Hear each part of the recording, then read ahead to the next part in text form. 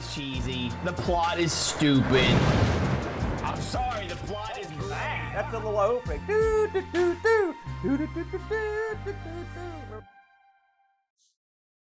Hello, everyone. Welcome to a wired up edition of ARG Presents. Your good buddy, your good pal, Amigo Aaron. Joined as always by a man who's really never wired. You know, you're sort of a sedated individual. I'll give you the Brent. It's true. Get more sleep. You know what I mean? Yeah. Would you stop staying up so late? Listen, if you missed the show last time around, we spun this here wheel and That we one? made quite a deal. Ooh. Because this time around, And then we cheese the heck out of we it. cheesed it. This time around, we will be looking at linked games. These are games you have to play with a link cable. Now, technically, the piece said serial games. Close enough, everybody. I believe this was referred to as a serial cord. Yeah, I could be serial wrong. cord. I think you're right. And so that's how we're going to approach it. Now, you know, I had a cunning plan, the Brent. Some of you may or may not know that I'm a part of a Friday night stream on the old Twitch called the Friday Night Disaster Stream, running hard and strong for the past several years, more or less. And I thought, you know, what better way to try out? Because I mean, who knows all about the linked games? Like, how many of you played? Not that many, right? Oh. Me either. So I'm like, what better way to try them out is than to like get together and try out some linked games. And then we'll like pick the best one that we like the most, both of us. Then we'll do that for the show. Yeah. It was all a rich tapestry of deceit and lies. But it worked out pretty well. We played 2 hours of the best linked games the GBA had to offer, the Brent. And by God, I came up with one that I wanted to look into. And I think you came up with one you wanted to look into. And that's how we came to the decision. Now, before we get to our decisions, let's talk about other link games that we tried and games that were not filmed, games that you've tried on your own before. You had a GBA back in the day.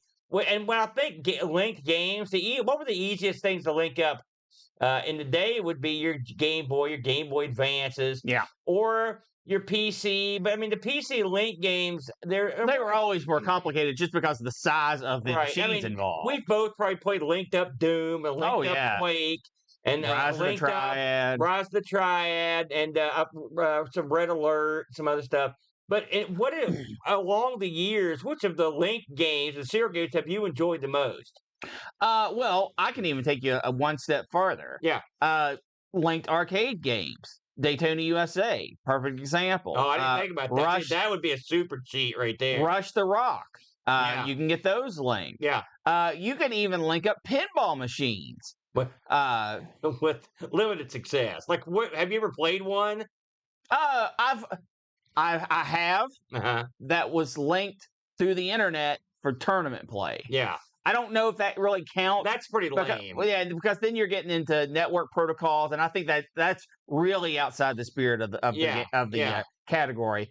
However, back in the game, we used to link up and play Rise of the Triad in local play. We would play Tetris. Me and one of my really good friends at the time would bet baseball cards on Tetris games and play Game Boy Tetris. Pretty dorky. Oh yeah.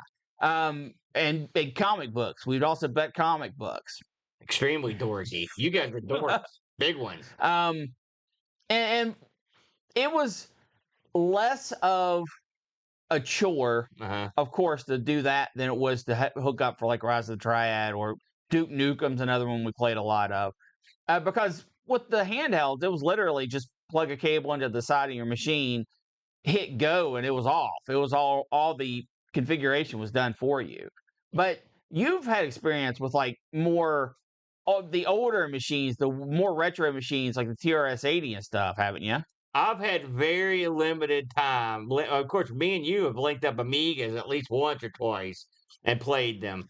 I have played a few linked games on the Coco TRS-80 card computer, including I believe it was P-51 Mustang. We're hopefully, with any luck, we're gonna be having this thing linked up with Boat Fest.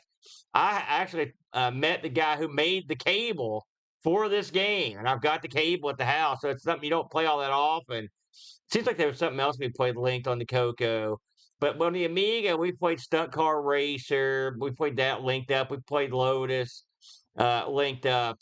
And so, but again, it's always a hassle to do that. And that's one thing I envied about and of course, really consoles that weren't handhelds is not something you did all that often until later, going down the line. If you had, like, say, Dreamcast or an Xbox that had networking capabilities, made it a lot Yeah. easier. And I believe, is it the DS or one of the Nintendo handhelds eventually had wireless. You had wireless linking DS. effectively, Yep. which I don't know if that would even have counted. No, I would not put that So in this you category. had the Game Boy Advance for quite a while. How did you ever use links on No. it? No, I never linked up my GBA because I'm trying to think if anyone else had a GBA that I knew. Yeah. I'm sure there was one or two people, but no, it was the Game Boy was a lot more popular in this area for handheld Did you ever play consoles. that? The Game Boy original linked anything? Yeah, Tetris. We just had a long But I mean, conversation about it. aside from Tetris. Oh yeah, we would hook up and trade Pokemon through the link Oh cable. yeah. Did you ever do that gimmick with the GameCube? Couldn't you rig up a GBA to the GameCube somehow? Did you ever try that? You could, but no, I never did that. You know, one thing that surprised me because we played 2 hours of GBA games online, and we went through quite a few, and I was stunned at the amount of linked gameage there was on offer. I mean, it was Yeah. almost like every game had some kind of link component. Well, I do believe that you were in a list of games that were all supposed to have link components. No, that was a straight up list of just normal games. I'm the one that did the list, so I know what was in there. Fair enough. And not all of them had that. You know, we did play a couple. Remember that shooter we tried that didn't have link capability? So we tried a couple that didn't have a link. But for the most part, almost everything we tried had some sort of linking. Yeah. Even if it was garbage. But I mean, I'm going to give them credit for taking advantage of. That's one thing I wondered, having seen that, is if linking GBAs together was a bigger deal than I think it was. But it was not. So, well, someone clearly was doing it because they were catering to these people. I couldn't figure it out. But by God, we did. And I should mention, we did it through the magical power that Mister. Some fine fellow did a core on the Mister that let you play linked GBA and GBC and Game Boy games on the same screen. Yeah. And which is great. And we had a lot of fun. I was surprised. A lot of people I talked to didn't know about this, but it's right there. If you've got a Mister that you update all on it, you've got the ability to do that. With all that said, we did pick out a couple of our favorites to try out for this show and get more in-depth look. You want to lead the dance or shall I?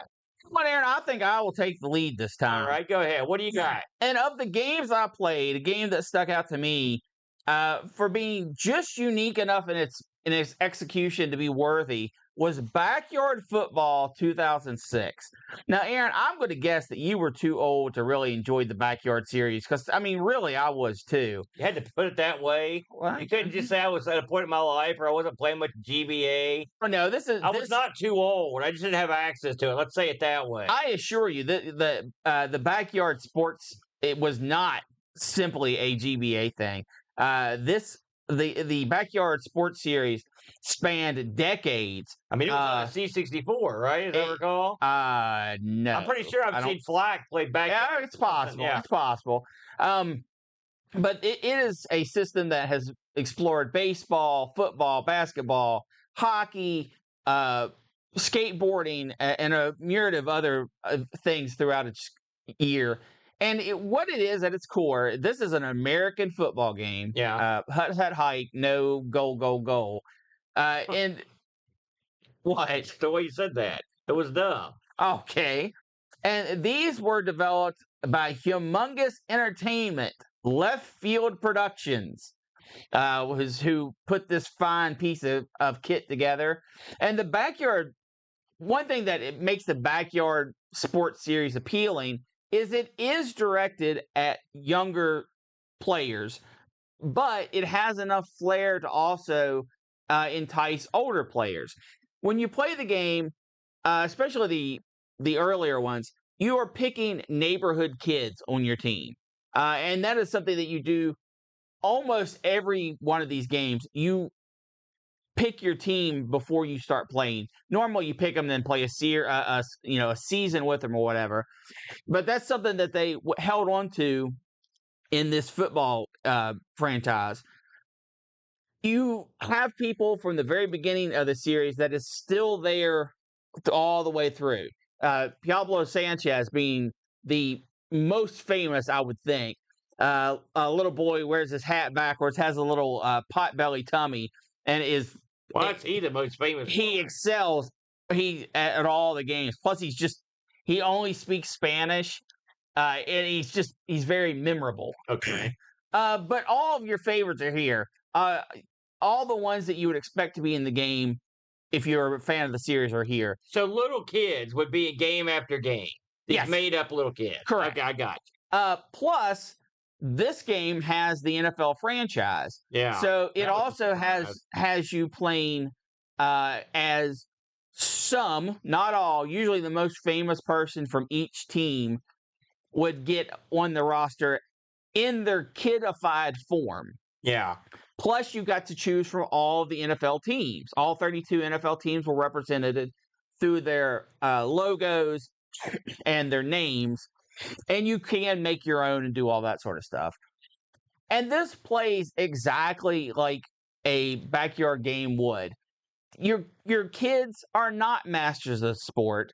They'll drop balls, they'll miss tackles, they'll fall down, and it's part of the charm of the series. I can understand where it would really irritate some people. But this is just it's part of the charm of the series. It allows you to flip through 4 pages of plays with 4 plays on each page. So it gives you a decent selection of plays on both offense and defense. From there, everything is pretty much a standard football game. Unfortunately, a bit of slow motion. The game does play incredibly slow. I think for me, that's the biggest knock I have against it. And it's just where because the kids' speeds vary, but the actual play of the game is slow. You have all your passing plays, and to throw to different players, it will have a button represented with the GBA, because the GBA had 4 buttons that you could left, right triggers, and then A and B to throw to whoever you wanted to throw to. And you played a game of football. You could modify how long the games are, who you're playing against, different stadiums. It was really a full package game. Graphics are okay. You have to remember this is on the GBA. The field looks humongous because of the little kids involved in this. And it gives you plenty of screen to run around in. The screen isn't just one screen. It does have scroll effects going up and down and left and right. Aaron, what did you think of this as you were playing it? Have you ever played any backyard games before? Well, I have played old. Like I said, I've played like old games, like backyard basketball. I think it was a backyard baseball. Probably baseball, the but most famous. I'm talking like on like the 8-bits, like way back. So this is my first look at this, and again, we don't know if this series are related, but I have to say, I didn't like this at all. No. Number one, never has an NFL license decreased my interest in a game like it does this one. Why do they have it? Don't know. I'd like it if the teams had cute kid names and not stupid NFL names. My kid plays for the Dolphins. What's up with that? That's dumb. Also, the miniaturized kid-fied NFL player is dumb. I don't like that. Oh, no, I don't think that's Who's going to pick Pablo Sanchez when you can have like one of those big, like Tom Brady's in the game? Who are you going to pick? Mary Luna or Tom Brady? I'll tell you who I'm picking. It's not Mary Luna. I would pick Sanchez. Point, no. Listen, you're being a homer. No, I mean so I don't like any of that. So let's start there. That's step one. I don't like the NFL license. Number two, the kids are when you play the actual game. Yeah, the gameplay is no good. It's just, I mean, it's not like the game you can't play football, but it's not fun. To see these little kids lumbering around like idiots, and they're wearing stuff that's too big for them, the helmets are real big, they look dumb. It's like someone made this game based on like an ARG gang from like 1920. Yeah. That's what it reminds me of. Yeah, you're not too Guess far what? off. Backyard football isn't like this. Have you ever seen a backyard pickup game of football? Those kids are flying around. It's much more interesting. It's much less dopey. I mean, this is just dopey looking. The football itself, the actual gameplay, I don't have a problem with the controls. The GBA's you got your 4 major buttons you would use for this: the shoulders and the A and B. They work well. I was able to I instantly threw a touchdown pass on my very first offensive play as I smoked you. I should also say that these kid built goalposts. I had a problem with this when I played it. These things are thin. They're nigh impossible to kick a ball through. And also, I have difficulty believing kids can construct these. But even if they could, the kids are brutal to the kickers. I didn't like that aspect either. You don't get that many plays, which I don't like. I also you get plenty of plays. Give me a break. We're looking at this right now. Look at the screen. Yeah, this looks like Madden or something. Like, where's the kid elements? It looks like they just took the play selection mechanics of like a Madden or something, and it doesn't fit with the kidness of it. This game is like it's going to put in 2 worlds. Are we an NFL game? Are we a kids game? What year is it? Is it the 20s, the 50s? Who knows? One thing, it's just not interesting to me. I didn't think it was that great. That much said, I mean, it played I would say about when I played it when I played it on my own. I mean, it played an okay game of football. I mean, it's slow. It is slow, and it's infuriatingly slow at some points where you're just trying to like run a play or like waiting for your receiver to go out for the pass or waiting for your defender to cover somebody. These kids are it's like they've all sucked a bunch of ether before the game started. I didn't like the flow of this game. I want you to pick one thing about the old backyard sports. They were all in. They were all in. It's the backyard. This is not all in. They tried to make this too cool for school, and to me, it ruined the aesthetic, and the gameplay wasn't there either. So I didn't like it. Well, I disagree. I do think that some elements of the gameplay are incredibly slow. I do wish the whole game was sped up probably 25 to 50%. This series, however, does have a tradition of pulling in major licensings. They did it with baseball. They did it with hockey. They did it with basketball. So this is nothing new for this type of series. Also, something we didn't experience when we played, and maybe you didn't experience when you played on your own, but you'll get magical plays every once in a while that will maybe your guy will go real fast for a while, or he'll disappear and reappear somewhere else to catch a pass, or they'll go to kick a field goal and it'll be a straight down the middle kick where you basically can't miss. I did experience it. It does have that kind of charm as well. It wasn't charming. It made me mad. It's what that did. Because that doesn't make these are magical kids now. Oh, I think you're missing that some of this is a kid's imagination, Aaron. I think that's what they're trying to play off here. This series has done remarkably well. Their football series as a whole usually scores within the 6 out of 10 era of. That's not remarkably well. No, that's 6 out of 10. Yeah, that's not bad. That's remarkably average. Well, okay. They even have went as far as to do a live action series based on the backyard football license. I am not licensed. I'm good to see that. It was aired on CBS November 16th, 2002. Once? Well, no, that's the debut, and then the rest of it was on Nickelodeon. So this is a cherished franchise. Come on, cherished. It is. It really is. I know you go watch this telecast and see if they make the kids wear baggy, dumb clothes, and if they loaf around like they're hobbits. I don't know, but I don't know what you're talking about. Michael Strahan comes up and cleans Pablo's clock right there in the middle of the field. I would watch that. Now, this also has elements. Like a lot of games of the era, you could unlock new players. For example, Peyton Manning, Michael Strahan, Amon Green. They're not all there in the beginning, but they are people you can unlock. You can unlock different stadiums. for the link capabilities of this, Yeah. let's focus in on the topic at hand. Yeah. I think this works just well enough that it is beneficial to the game. What I mean by that, the screen, like I said, scrolls not only left to right when you're running down the field, but it also scrolls up and down. It gives you that extra bit of field to play with. So if Aaron, for example, was quarterbacking and I saw a receiver break to the top of the screen and I wanted to follow that receiver, if you were playing this in your living room, I wouldn't get the focus, obviously. Yeah. You would get the focus. And at best, the screen would zoom out to where I could maybe track the player. However, in this link configuration, I could actually go off on my own, run up to the top of the screen to cover the receiver, and have the exact same view, not diminished by zooming. And Aaron still has his view of the quarterback. I think that was done really well on this. Oh, yeah. And I think it was beneficial. Of course, when you're selecting plays, normally you wouldn't be able to see the other person's screen, so you could easily pick in private what you're going to choose. And so I think that element of this was done really well. Do you have an opinion just on that element, the linking element? Much like most of the multiplayer games we played, I was surprised how sort of robust the multiplayer was.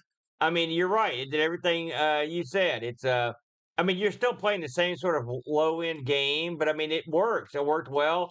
We had no trouble playing it, and it's really the link games they control perfectly. Like I was impressed. So yeah. As a link game, I mean, I can't fault the multiplayer. Do you think it benefits from being the two screens on the system? Yeah. For two players, sure. Because like you said, it depends on where you're at. You're not going to see the exact same thing. We did play several games that share exactly the same screen, but not. That has no benefit from it. Yeah. Now, Aaron, what do you think that a classic like Backyard Football 2006? Has value on the past retail eBay market? Well, let's see. It's a sports game on the GBA. I would say $1 American. I want you to give me the price for a factory sealed, brand new mint in box. I'm going to say $7 American. Oh, you're close, but you're way off. Yeah, $12. Oh. Yeah, that sounds about right. Sports games don't hold up on GBA games. Don't hold up on either. It doesn't. In fact, there are multiple sealed copies of this game out there to purchase. You can also play this on PlayStation 2, a few other systems. Oh, God. Personally, can you imagine playing this? How slow it is on there? Oh my God. Personally, I think this is a good match for a handheld console, and I would imagine that the speed is based on keeping those graphics nice and sharp, because I can definitely see where if it was much faster, it would start to get a blurry mess. If you want to play a GBA football game that runs on at the same clock speed as the Mega Duck, this is the game for you. Let me hear. Slow. These guys actually waddle around. They literally waddle on the football field, and also the football field's immense. Well, these little kids, they just run, they waddle forever. Well, it reminds me of what it reminds me. They should have called this midget league football, because that's what, if you've ever watched middle schoolers play football, like the first year or two of football, where they all run together like a little, small waddling gang. Well, Aaron, and their pads are too big. That's what it looked like. That's what they're representing. So well done. Yeah. Aaron, what did you bring to the table, Mr. Cool Guy? I mean, I'd love to say what I brought. It's 10,000 times better, but it's only 2,000 times better. So, me and Brent, when we were wandering through all these games, we came across one. No, it was recommended to us. We would have never found this on our own. I don't remember who it was. I wish I could remember who, because we had people shouting out the games to try. And the game we played was called A Sound of Thunder. Yes. All right, which I heard quite a bit of that yesterday. Also released in 2005, by the way. September 2nd, 2005. The film was released in 2005. We'll get into this in a second. So I want to go all the way back, because me and Brent didn't know. We had no idea that this was something based on a film. I didn't know. No idea. And there's a reason we didn't know. So, first of all, long ago, a very famous man named Ray Bradbury wrote a story called A Sound of Thunder. You've probably never read it. You probably don't know anything about it, but I do because I love Ray Bradbury. And once read about this, I'm like, oh yeah. You ever heard of a phrase called the butterfly effect? Yes. That came from this story. Oh Lord. The old bit where, like, That's who to blame. if you kill a butterfly for a butterfly's wings can on one side of the earth can start a hurricane or a tornado, that stick that came from a sound of thunder. In the short story Sound of Thunder, and there's a futuristic world where they have time travel, and this outfit called I think it's called the Time Safari Industries, will let you go back in time to dinosaur era, 65 million BC, and they'll let you shoot the dinosaur of your choice. That's the gimmick. And so this guy's a big game hunter. He wants to go back and shoot a Tyrannosaurus Rex. Okay. So they take it back in time, and you get in this time travel booth. Then you come out, and they've got this path that hovers above the world. You can't touch nothing. All right. And they've earmarked these dinosaurs that are getting ready to die. So when you kill them, it won't affect the time stream. You even have to go pluck the bullets out of them, right? So they get this big game hunter on this thing, and he quivers and whines because the Tyrannosaurus Rex is scary, scary.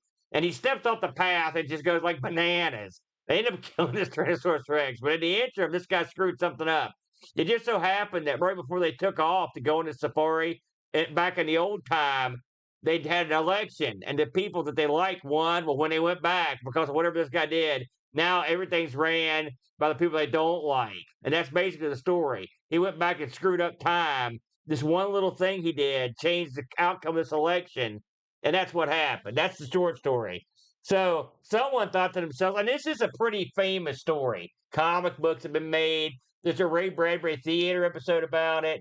So let me get this straight. Yeah. Everything throughout all of time stayed exactly how it was, except for the election result. Who knows what was changed? But anyway, all right. Someone thought to themselves, hey, it's movie time, gang. Let's go make a movie. So they started making the Sound of Thunder directed by Peter Hams. And this was released in 2005. So here's the funny thing about this movie. Think of everything that can go wrong during a film, and that's what happened in this movie. They changed directors because the first guy gave up. This movie originally stars Pierce Brosnan of James Bond or Ocean Still fame. After they shot for a little while, he was like, "Screw this, I'm out," and he was gone. Wow. The budget ballooned out of control. When they went to film in Montreal, there was a writer's strike. Then some parts they filmed in another country, there was a flood, and so it was a disaster. And the place that made it was named Franchise Pictures. They went bankrupt during post-production of the movie.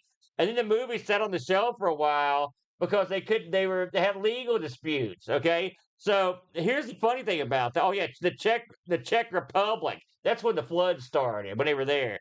Oh, and Ben Kingsley was in this movie too. I should mention that. He's a real guy. So anyway, after this is all said and done, it turns out that Mobius Entertainment had a deal, or actually it was BAM Entertainment, the publishers, had a deal with the movie studio to make movies based on their properties. They made another such illuminated title as X versus Severin. Remember that dump? And so BAM was like, okay, we're going to get this developed. Let's hire Mobius Entertainment to work on this. Now, Mobius Entertainment, get this. There's a brick connection here. One of their titles, they ported Alfred Chicken to the PlayStation. Yes. There you go. One of your favorites. They did Midnight Club 3, Warriors. And keep them now. I'm going to read these. I want you to see what's going on here. They did Alfred Chicken. Right. Everybody loves Alfred Chicken. Well, some people Then they went on to develop Midnight Club 3, The Warriors, Table Tennis, Grand Theft Auto, Vice Stories, Chinatown, L.A. Noire, Red Dead Redemption, GTA 5. Why did they do all this? Because this is the last game Mobius did before they turned into Rockstar. So this was this, and so you're thinking to yourself, "Oh, wait a minute, there's a pedigree there." Well, I mean, kinda. This is the last game they did, and they took off. So keep in mind, you've got a movie that was having all kinds of trouble being released. Okay, and it killed the company literally. And this is the last game these guys did. So you've got a rocky start. So I mentioned that this movie didn't come out until September of 2005. The game came out in February 2005. So the game came out a half a year before the film. Why did it do that? Because they were looking at what was coming and they were like, oh man, this doesn't look good. We got to get out in front of this. And it didn't know when that the movie was going to get released. They had no idea, right? And so they're like, "Hey, we better get ahead of this." And so that's why if you look at the box or look at the game itself, there's no mention of the film anywhere because they didn't know if it was even going to be released. I should mention before we close the book on the film, this film had a $80 million budget. It originally was $55 million. All right, keep that in mind. Worldwide, the worldwide box office on Sound of Thunder, $11.7 million. So Small they ball. got murdered on that one. So let's talk about the game proper. Now, we did have this recommended to us on the stream we were playing. Papa Jocko, the chat said. We played, now I will say, we played the co-op version of this. Yes. You can play a death match style. There's also, get this, the Brent, you can play 4-player deathmatch on one cartridge. Yeah. Not bad. So that's, I'll give them that. You got to give them that.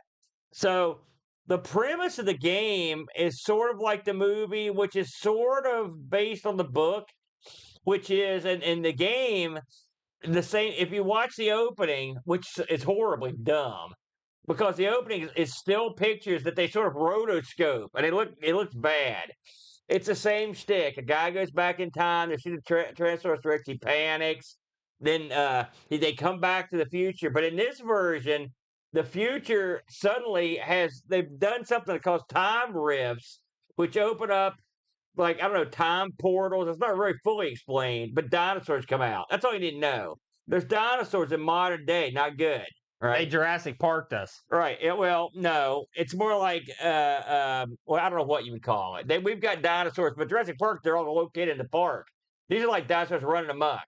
Fine, they Jurassic World us. So, this is an isometric, like, third-person perspective game where you play a couple characters, if you play like me and Brent did, and your goal is to go, what your ultimate goal is to go get to the time safari building, go back in time, do some stuff.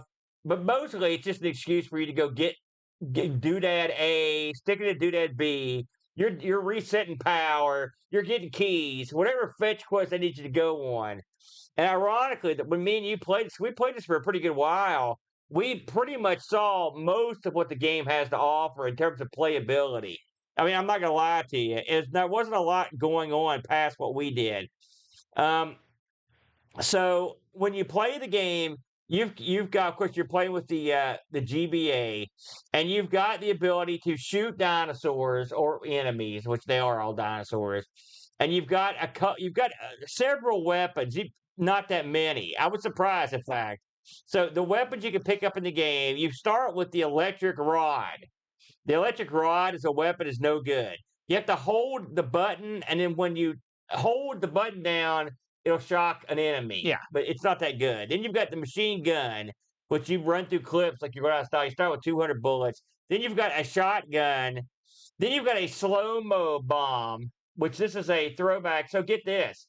The engine this uses the same sort of engine that Max Payne used. Remember Max Payne? So Max Payne is sort of like this engine, like tweaked. And you remember how Max Payne had the bullet time? So this has the slow-mo bomb, you see. Sure, why not? Well, I'm just saying, if you're wondering why, because that does seem kind of weird. You've also got your grenade launchers that shoots grenades. So those are the weapons you can get. And we got several of those weapons in the little time that we played this. So if you're expecting the BFG, now you were in deep trouble. So basically, you're going to run through this. There are interiors and there are exteriors. You start off in the exterior. You run into a building and you're exploring the building. And each person's got their own separate screen, so you don't have to stay together. You go to different parts of the building, and you're looking for key cards, and you're looking for people to talk to. And occasionally, dinosaurs will flop down. Usually, they're real tiny, little dinosaurs like babies that you shoot. This game, the guys that put this together knew that aiming was going to be a problem, because it's isometric and it's crazy time. So they've got an auto aiming system in that basically when you veer around, all the monsters have little cursors on them, or little like targets. Target icons. And when yeah. targets light up at a certain point, that's when you know you can shoot them. It actually, I mean, I just ran around like a maniac most of the time. Oh yeah, no, I used it. It works well It enough. works okay. In the game, you'll be also confronted with the other major element of the game, which is the old standby, the old box puzzles. Now, I will say this guy has the ability to grab a box and pull it.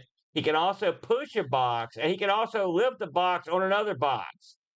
I'm just saying, you got boxes. All your classics are there. And so that, I mean, it does give you a certain element that you can do where you can go stand. I didn't say it was a good element. And so one of the wackiest things, and we didn't get to this, but I got to it in single player. Once you get out of the original building, you have to find this girl, and you get out, and you've got to drive to the Time Safari building. Okay, this is the stupidest part of the game that I saw. I didn't see all the game, but I saw this. So the world you're in is also isometric, and so you get in this car. But isometric, it doesn't scroll properly for you to see what's coming in your car. So you can't see hardly anything as you drive along. But so what happens in the car? You're being chased by a giant dinosaur, and they've got the roads partially blocked off where you have to weave your car. It's horrible, and I had no idea where I was going. And the only way I found out where to go was like, thank God for YouTube, because I saw some guy slide his car to his garage. I'm like, oh, thank God, that's where the dinosaur can't get you in there, and then you're actually in the other building. The driving sequence in this is unique. Let's go with that. Let's go with unique. I found the sound effects. They were okay. I thought the gunfire didn't sound all that great, if I'm honest. I thought the little guys looked pretty solid. In their movement. The dinosaurs don't do much, frankly. The bigger ones do, but they just sort of, the little ones, which you shoot a lot, they just sort of flop around like they look like chickens. They look exactly like face huggers. Yeah, I guess so, sort of. There actually is a part of the game where you go into like the old air supply, the air system, the ducts. But so, I mean, there you go. But for the most part, you're going to a door, you're going in, you're solving a puzzle, you're shooting some dinosaurs, you're getting a key card, you're going to the next door. I mean, over and over. I played it to the level after the cars before I got knocked out, and I had my fill by then. It gets repetitive after a while. With all that said, there's some good tech in here, and on a proper GBA, this probably looked like $1 million back in the day. And the opening screen is nice, but the cinematics are garbage. I mean, garbage. And every time they come up, it shows you how cheap and not caring they were to get that done. They're real bad. The ending sucks too. And the box pushing element, I could do without that. I'd really just have more fun stuff to do. It's okay to put that in there for a couple of parts. But like, there are some stupid crap that doesn't make any sense. Why would a company have you move boxes to open a vault? I mean, that's just dumb. I mean, no one on earth would do that. Is that the movie? I got to see that. Stay tuned for the riveting box moving scenes. The vault opens. I always hate that crap. And this has that in abundance. Brent, you played this for a little while with me. We seemed impressed at the time. But What did you think upon further inspection? Well, it's a double-edged sword, because here's what's impressive about the game. If you're running around in co-op, you can both go and do your own thing, and it tracks perfectly. Yeah. And if the game was just running around shooting things, it would probably be pretty fun. With the exception of all the enemies are bullet sponges. I understand they're dinosaurs and they're trying to make them look tough. Even a little one. But it becomes a you need to conserve your ammo type of game. And I mean, I don't appreciate that, but I'm sure there are people out there that do. If one person dies while you're in co-op, it's over. It's unfortunate. We know that from at the very beginning of the game. I fell in a pit and it just ended it for both. No. You get a certain amount of lives. Yeah, right. But it fades to black and you start back over. I can't remember. That's the only time I remember you dying. Yeah, that's exactly what happened. The environments are okay. I mean, they're detailed. Repetitive, that's for sure. Well, sure, but they're also detailed enough. I mean, a lot of bookcases, a lot of filing cabinets, a lot of desks. but they could have been a lot worse. I'm not gonna. That is not the worst part of this game. Whenever you pick up an item in the lower left-hand quadrant of your screen, it kind of zooms in real big to show you what you picked up. I actually appreciate that. I think that's pretty neat. You can't trade weapons with your buddy. For the longest That time, would have been cool. Aaron had a shotgun and I had all the shotgun shells. Yeah. Which is, I mean, in the grand scheme of things, this game's got other things to fix before it worries about that. But it kind of sucked. But this wasn't a bad game. We certainly had fun while we were playing around with it. And we would have probably played it longer if we didn't get kind of locked up and maybe one of us threw a slow-mo bomb. And maybe that's why the game came to such a slow pace at the end before we quit. It got kind of old. And we didn't play for we played 20 minutes like when we played that. Something like that. Yeah. But running around and shooting things and seeing your buddy there and him going to the left and me going to the right so we could explore faster, that was fun. Yeah. There are elements of a fun game here, but I think as a total package, this is pretty subpar. I like the co-op aspects. I think the engine of this, I've heard that the Max Payne game's way better. So that might be the one to check out. Oh, I'm sure it is. Get this, though. Here's the cherry on top of this whole situation. So the movie was supposed to come out in 2002. It was on the shelf for 3 years. Wow. Well, guess what? The game was supposed to come out in 2002 as well. So this game was basically written on 2002 technology and released in 2005. So I'm sure at the time, people were like, what's going on? This might have been a real gem in 2002. well received. I mean, there's a lot you can do with what they've got here. Dinosaurs, that's the movie. But it would be fun. Like I said, I'm going to try the Max Payne game. That might be a little more interesting because I think fighting other people would be more fun than shooting those little tiny dinosaurs. They got kind of old real quick.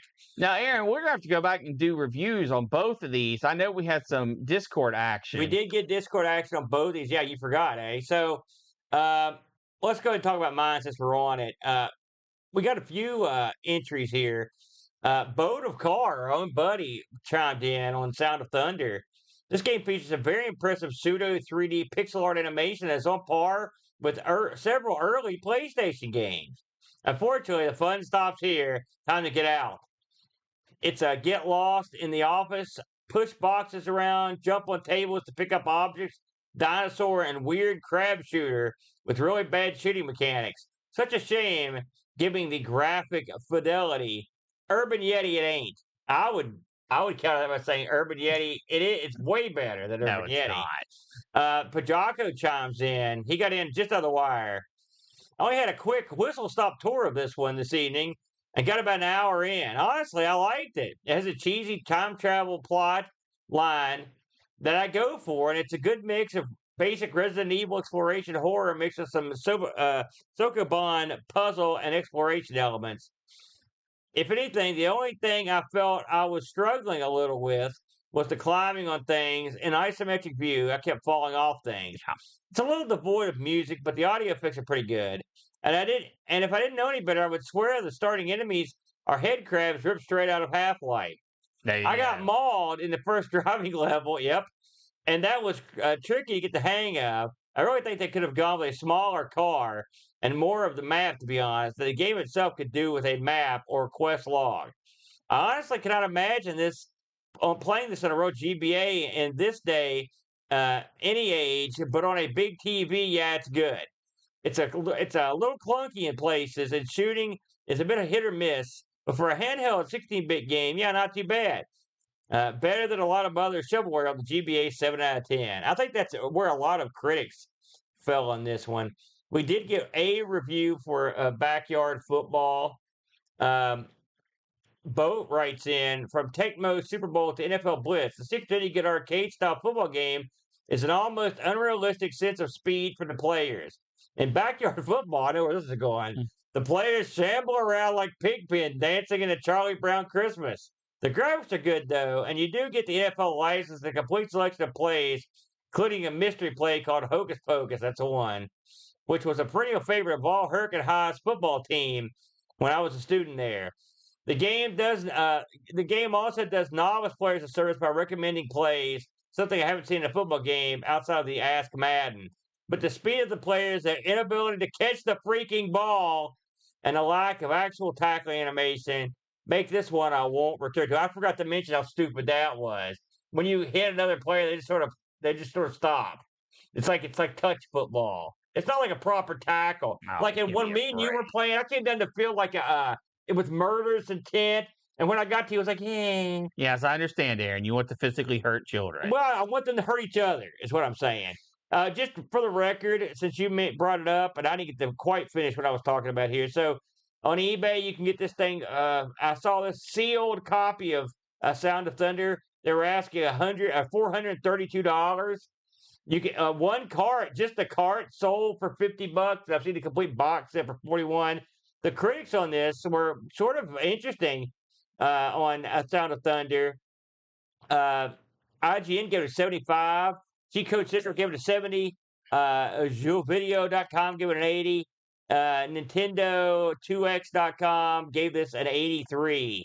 And your perennial old favorites, Game Informer gave us a 4.5 out of 10. Game Pro a 3.5 out of 5.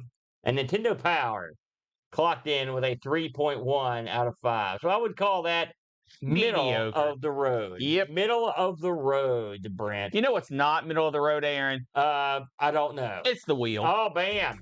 Now, Aaron, do you recall what you added to the wheel? I do recall what I added to the field. So, as our new piece here, and it was a weird one I've never heard of here. Let me find which one it was. The Mego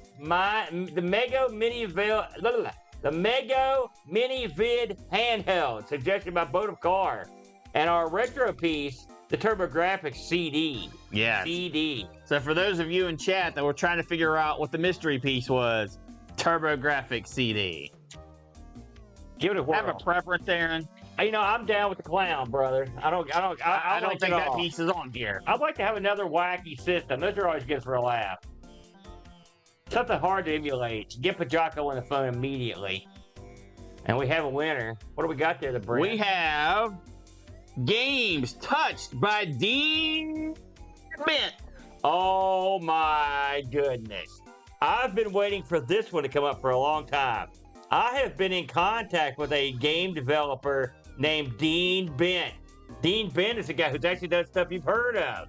And we're going to play one of his games, and I'm going to get him to chime in on some of this. This is an actual man, actually in the industry. That's right. Your good buddy, Amigo Aaron, has inside information, and I've got tendrils that extend into the actual gaming industry. And I'm gonna pull one of those tendrils back this week, get the big information. That's saying he doesn't just discount your conversation as some form of fever dream and actually returns your phone calls in the future. Yes, thank you, Mr. Bent. It'll be a lot of fun. But where will we get to this anytime soon, will we, the Brent? Well, actually, this is the perfect piece to pull this time, because the next time you see us, we will be at Boat Fest 2024. And then the week after Boat Fest, which will be June 26th-ish? June 20th. Yeah. And that is when we will be taking a look at Dean Bent's glorious game. The 23rd. That gives us a lot of time to pick one of these. So now, since we're here, do you want to speculate on what we're going to be doing at Boat Fest? Because you never tell me nothing. No, we'll cover that at some point. So we'll be back. The next ARG that's not for Boat Fest will be June 23rd, as Brent mentioned. But next week, June 2nd, is the Atari ST show. Now, this one, as picked by the game selection committee over there, led by Mitsuyama. Here's one that was a blast in the past. Next week on the Atari, we'll be playing Battletech, the Crescent Hawks Inception. Yep. Battletech, Brent. What do you think of that? That should be pretty fun. Have you ever played any of the Battletech games? First. The video games? Yes. Oh, well, there you go. Yeah. The hex-based ones, yes. Yeah. The in-cockpit ones, yes. I played them all. Very good. So that will be next week. We'll be back at our usual time, Sunday morning at 10 a.m. Yep. For Battletech on the Atari ST. So that'll be a lot of fun. And then, of course, just a few weeks out from Boat Fest, we'll have one more show before Boat Fest. After that, we'll be live at Boat Fest with ARG doing God knows what. So it should be a lot of fun. I don't think we've got any, aside from Boat Fest, I don't think there's anything going on, especially If you found today's topic interesting, you want to see what me and Brent got up to, you can check out our video on the Amigos main channel. It's a 2 hours of me and Brent playing Link games. And if you're having trouble finding it, go to Amigos Retro Gaming, the main channel, and be sure to click on the live tab, because we won't come up in the just the video section. Since we performed it live, you'll have to click that live tab to actually bring up the video. It comes up too. Well, that works. You'll find it. It's good. It's awesome. Go watch it. I think that's all we got. You got anything? Nope. Bam. We'll see you next week for some BattleTech action on the Atari ST. Until then,